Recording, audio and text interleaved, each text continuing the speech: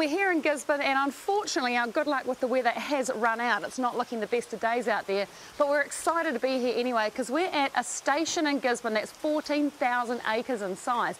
I've been calling it Paparatu, but the locals call it Paparatu, so Paparatu Station it is. There's about 14,500 breeding ewes here, a couple thousand cattle, Angus and Herefords, 70 working dogs, and everything's mustered on horses. There's also a horse breeding program here, so I'm keen to go and take a look.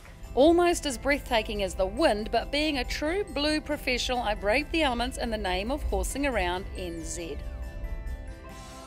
We're now in the middle of the very windy Home Valley with the Moafongo Valley behind us. Now the majority of horses are going to be coming out of this area. It's quite interesting talking to the Department of Conservation and how they do manage the muster of the horses and certainly want to keep the genetics as true to the Kaimanawa breed as possible. And so very soon we're going to be seeing some of these amazing bands of horses, as they're known, which looks like family groups to us, coming out of this very valley. Basically the horses will come, there's a scrim netting which then comes firing around the horses to stop them escaping again. And then the musterers get involved and separate stallions and mares and young stock, etc. So we hide up here to keep us out of the view so we don't spook the horses, because it can get quite dangerous in there for the musterers. And it is quite surreal being here and witnessing certain bands, as they're known, or groups of horses dotted around the place, just quietly going about their own business.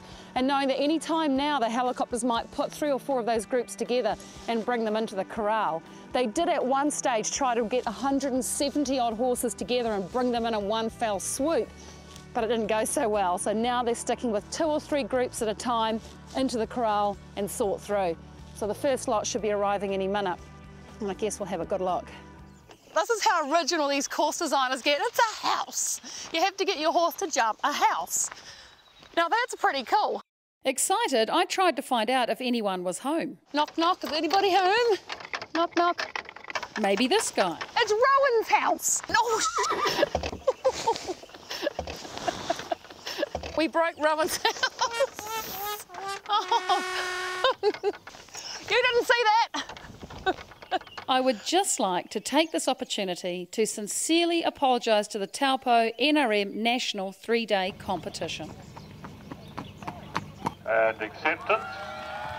Good news for them. Good news indeed.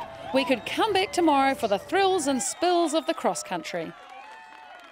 We're here today with Chris Barnett of Horse Sports, and he's brought quite a wonderful and exciting looking selection of bits. Now over the years the variety of bits gets more and more, Chris. What have we got here? The one thing I've been absolutely amazed by is the organisation, and the musterers are fantastic. They're walking through the horses when they get them in the pens as if they're horses that know people well. There's no fear, there's no anxiety, there's no energy in the musterers, so the horses just kind of go with it. I don't know, because you can't really say what you want, but there's one there that there's just been a few moments between us. She's even got a C on her head for Country 99. Might be meant to be.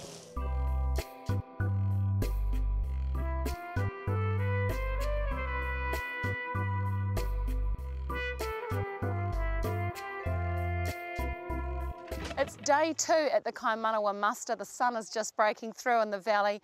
It's a misty morning, but the horses have all come through the night really well. They were very settled when we left last night on dark, and with hay and water, it looks like they've had a great night. We're here with Chris Barnett today of Horse Sports. Now, Chris is a very highly respected and well-known saddle fitter.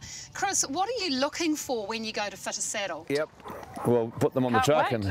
Can I travel with them? You smell great, Owen. You want me to travel with you guys? Can I come with you? But other days on the Christchurch hunt don't turn bad. Like this turned bad. With a bad cameraman doing bad camera stuff. Right up your blind spot. Man down. Tomo had just kicked our cameraman into touch. We also checked in on that leg, which wasn't pretty. It's so bad it's hilarious, actually. There comes a point where you just have to laugh. At you. Oh, I'm just glad it didn't get you.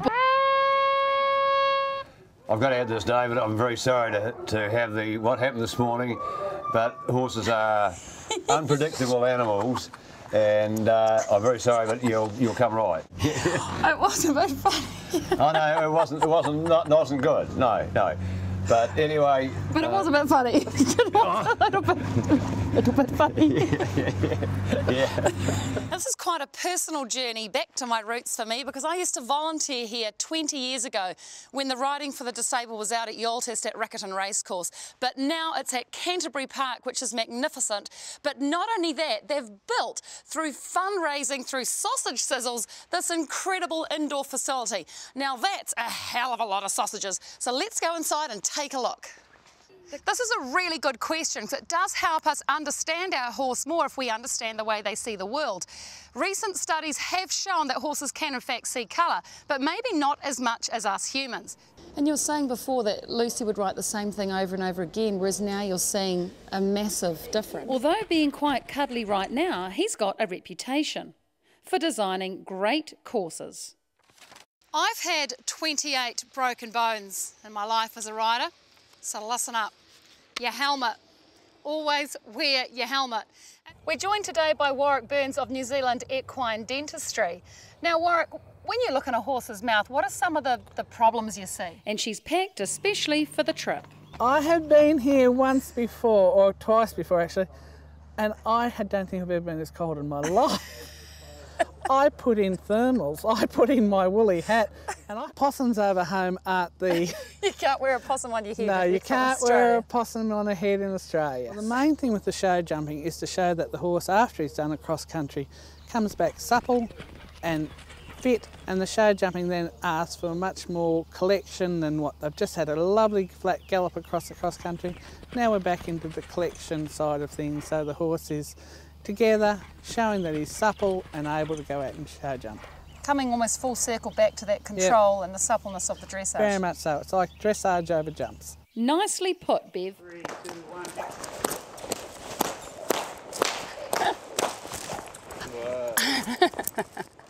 1. He's cool. Good boy. Oh, that is so cute. Thank you, Arnie. Thank you, Arnie. Just don't say L-I-E-F-L-A-T. The ancient art of hypnotising poultry. Bodie, this is how you get scrambled eggs. There's a little chick. Oh, little chick. Good little chick. And because she's a fat one, she finds this little chicken. Nice little sleep. Chicken whisperer. Now that's impressive.